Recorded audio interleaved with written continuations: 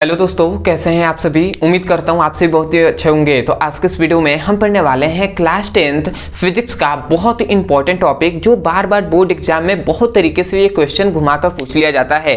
परंतु ये क्वेश्चन का मतलब यही होता है कि उत्तल लेंसों में जब वस्तु मुख्य फोकस F तथा प्रकाशीय केंद्र C के बीच स्थित हो तो इसका प्रतिबिंब कैसा बनता है, उसको पूरा फिगर सहित आपको बताना होता है। और ये लगभग आपको 4 नंबर में आपके क्वेश्चन ये पूछ लिया जाता है, तो बहुत ही वेरी इंपॉर्टेंट है। तो इस वीडियो में मैं आपको विश्वास दिलाता हूं कि आप बने रहें तो भैया आपको यूं ही ये सब कुछ याद हो जाएगा। ठीक है, तो इससे पहले मैं बता दूं कि यदि आप इस वीडियो को देख रहे हैं और यदि आपको वीडियो अगर आपको अच्छे से साफ साफ दिखाई दे रहा होगा तो बहुत ही अच्छी बात है। यदि आपको वीडियो की क्वालिटी आपको लग रही होगी कि डाउन है भैया, दिखाई नहीं दे रहा है, तो आपको अगर सेटिंग में जाकर अपनी क्या होगी क्वालिटी को थोड़ा सा बढ़ा लीजिएगा, क्योंकि क्वालिटी पूरा डाउन है आपके मोबाइल में। तो उसके लिए क्या करना होगा कि आपको इधर आप जब वीडियो पर क्लिक करेंगे तो आपको इधर एक सेटिंग का ऑप्शन दिखाई देगा, उस पर क्लिक कीजिएगा। उस पर क्लिक करेंगे तो सबसे ऊपर आपको क्वालिटी का ऑप्शन दिखाई देगा, उस पर क्लिक कीजिए। क्वालिटी के ऑप्शन क्लिक करने के बाद भैया आपको सबसे नीचे एक एडवांस में सेटिंग दिखाई दे रहा होगा, उस पर क्लिक कीजिए। उस पर क्लिक करने के बाद आपको 360p पर क्लिक कर देना है। उसके बाद आपको वीडियो की क्वालिटी बहुत ही साफ सुंदर अच्छे तरीके से दिखाई देगी। उसके बाद आपको समझने में बहुत ही आसानी हो जाएगी। तो चलिए दोस्तों, अब अपने टॉपिक को शुरू करते हैं। तो यहाँ पे भैया देख लीजिए, हमने लिखा है कि उत्तल लेंसों द्वारा प्रतिबिंब का बनना। अब उत्तल लेंसों द्वारा प्रतिबिंब कैसे बनता है? जब वस्तु मुख्य फोकस F तथा प्रकाशीय केंद्र C के बीच स्थित हो तब। इस वाले टॉपिक पर जब प्रकाशीय केंद्र मतलब जब वस्तु उत्तल लेंस में जब वस्तु मुख्य फोकस F तथा प्रकाशीय केंद्र C के बीच स्थित होता है तो प्रतिबिंब कैसे बनता है, इस पर सबसे ज्यादा क्वेश्चन इसी पर बनता है। ठीक है, तो इसी को भैया यहाँ पे मैंने पूरा अच्छे से लिख दिया है पहले ही, क्योंकि लिखने में ज्यादा आपको टाइम नहीं देना पड़े, आप समझने में उतना देंगे तो आपको यूं ही ये सब याद हो जाएगा। तो समझना क्या है, यहां से समझिएगा। यदि आप फिगर को समझ लिए तो ये सब याद हो जाएगा। तो समझते हैं, सबसे पहले हम एक उत्तल लेंस बनाते हैं। ठीक है, समझिएगा, ये हमने एक उत्तल लेंस बना दिया। अब ये इसका क्या है, प्रकाशिक क्या है, मुख्य अक्ष है। ये क्या है, मुख्य अक्ष है, ये है उत्तल लेंस। अब यहाँ पे ध्यान दीजिएगा, ये है मुख्य अक्ष। अब यहाँ पे जो होता है इसे हम प्रकाशिक केंद्र C कहते हैं, ये तो पता होगा ना, ये है प्रकाशिक केंद्र C। अब यहाँ पे हम मान लेते हैं भैया कि यहाँ पे हमारा क्या है भैया, ये मुख्य फोकस है F। ठीक है, तो हमने क्या कहा है, यहाँ पे कहा गया है F तथा C के बीच स्थित हो, मतलब मुख्य फोकस F तथा C के बीच वस्तु को स्थिर रखना है। तो मान लेते हैं कि ये एक कोई वस्तु है AB, A और B, और ये यहाँ पर स्थिर है। अब ध्यान दीजिएगा, इससे सबसे पहले आपको थोड़ा सा ध्यान देना है, ये एक AB वस्तु है। अब इससे प्रकाश किरणें सबसे पहले मुख्य अक्ष के समांतर जाती हैं, ये मुख्य अक्ष है, मुख्य अक्ष के समांतर जाती हैं तथा अपवर्तन के पश्चात क्या होता है भैया, यहाँ से अपवर्तन, लेंस से क्या होता है, अपवर्तन होता है और दर्पण से परावर्तन होता है। तो सबसे पहले तो वस्तु से पहली प्रकाश किरणें जा रही है मुख्य अक्ष के समांतर, और अपवर्तन के पश्चात क्या हो रही है, मुख्य फोकस से होकर चली जाती हैं। ये क्या है, यहाँ पे द्वितीय मुख्य फोकस होता है ना, तो द्वितीय मुख्य फोकस से होकर चली जाती हैं। अब द्वितीय प्रकाश किरणें, ये तो पहली प्रकाश किरणें मुख्य अक्ष के समांतर गई और क्या हो गई, फोकस से होकर चली गई, और द्वितीय प्रकाश किरणें सीधे प्रकाशीय केंद्र से होकर जाती है। समझिएगा, सीधे प्रकाशीय केंद्र से होकर जाती हैं और ये सीधे ही निकल जाती है, अपवर्तन के पश्चात सीधे निकल जाती हैं। अब ये दोनों किरणें, एक देख रहे हैं तो इधर जा रही है, एक देख रहे हैं तो ये इधर जा रही है। ये दोनों किरणें वास्तव में कभी भी आगे नहीं मिलेंगी, परंतु जब वास्तव में आगे नहीं मिलेंगी तो इनका प्रतिबिंब बनेगा नहीं। तो इसका मतलब यह कि इन दोनों को यदि हमें क्या बनाना है, इनका प्रतिबिंब बनाना है, तो इन दोनों किरणों को हम पीछे लाते हैं। ठीक है, तो मैंने इन किरणों को पीछे लाया, अब इसको भी मैं पीछे लाता हूं। तब यहाँ पे देखिए, इस पॉइंट्स पर ये दोनों किरणें आपस में टकरा रही हैं। जब इन दोनों किरणों को हम पीछे लाते हैं तो ये जिस बिंदु पर मिलती हैं उस बिंदु से मुख्य अक्ष पर खींचा गया जो लंब होता है वही लंब क्या कहलाता है, वस्तु का प्रतिबिंब कहलाता है। ठीक है, तो इसको आपको याद रखना है। ये A हो गया और ये B हो गया, ये क्या है भैया A डैश और B हो गया, ये क्या है, वस्तु का प्रतिबिंब है।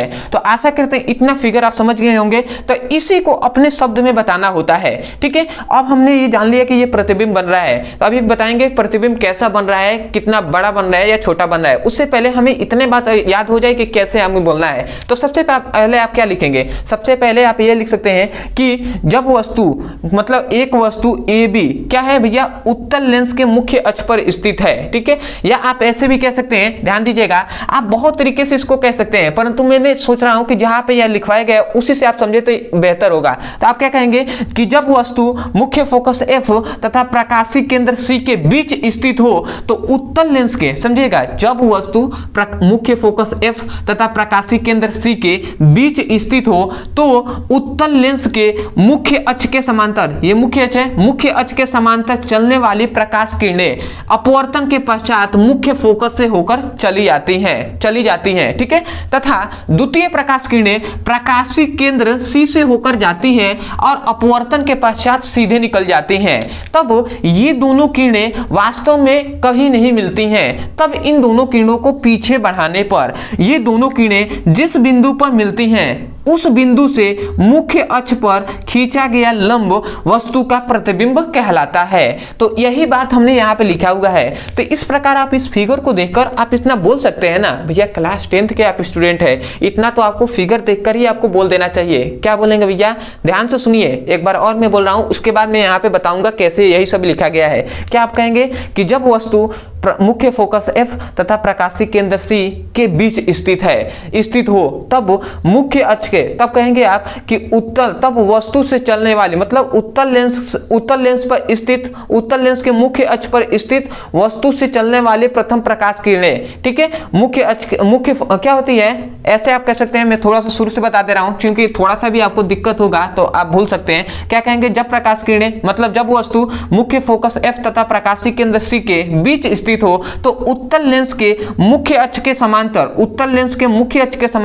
चलने वाली प्रकाश किरणें लेंस से अपवर्तन के पश्चात मुख्य फोकस से होकर चली जाती हैं तथा द्वितीय प्रकाश किरणें प्रकाशीय केंद्र C से होकर जाती हैं और अपवर्तन के पश्चात सीधे निकल जाती हैं। तब ये दोनों किरणें वास्तव में कहीं नहीं मिलती हैं। तब इन दोनों किरणों को पीछे बढ़ाने पर ये दोनों किरणें जिस बिंदु पर मिलती हैं वहां से मुख्य अक्ष पर खींचा गया लंब ही क्या कहलाता है, वस्तु का प्रतिबिंब कहलाता है। तो आशा करते हैं आपको इतनी बात समझ में आ गई होगी। तो यही तो बात हमने लिखा है कि जब कोई वस्तु प्रकाशीय केंद्र C तथा मुख्य फोकस F के बीच स्थित हो तो उत्तल लेंस के मुख्य अक्ष के समांतर चलने वाली प्रकाश किरणें लेंस से अपवर्तन के पश्चात मुख्य फोकस से होकर चली जाती हैं। देखिए यहां तक हमने क्या कहा कि देखिए यहां पे हमने कहा जब प्रकाशीय केंद्र C तथा मुख्य फोकस F के बीच स्थित हो, जब कोई वस्तु मुख्य फोकस F तथा प्रकाशीय केंद्र C के बीच स्थित हो तो उत्तल लेंस के मुख्य अक्ष के समांतर चलने वाली प्रकाश किरणें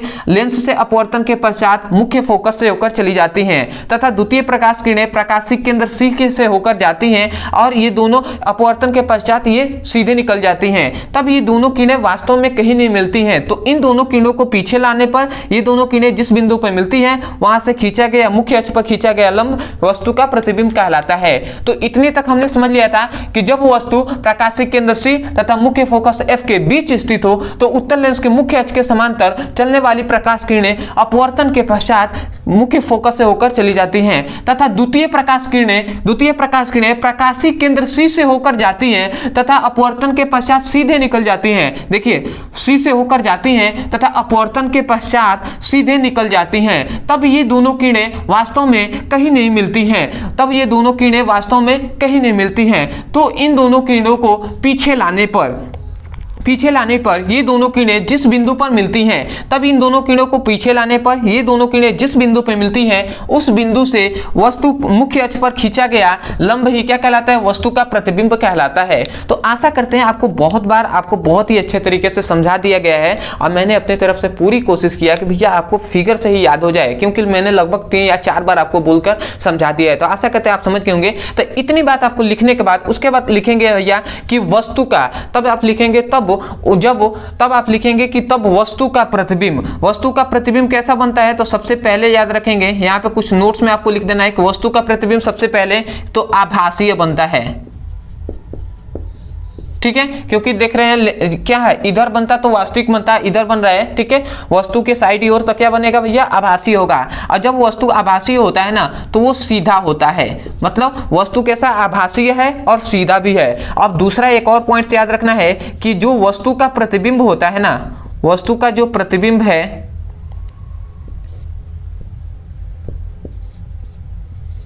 वस्तु का प्रतिबिंब है ये वस्तु से क्या होता है भैया, बड़ा होता है। मतलब जो वस्तु का प्रतिबिंब है ना, वस्तु का जो प्रतिबिंब है ये वस्तु से बड़ा होता है। देख रहे हैं ना, वस्तु ये है और ये प्रतिबिंब है, तो वस्तु से तो बड़ा प्रतिबिंब है। तो ये 2 पॉइंट्स याद रखेंगे। पहला कि वस्तु क्या बनेगा, प्रतिबिंब आभासी तथा सीधा, दूसरा वस्तु से बड़ा प्रतिबिंब बनता है।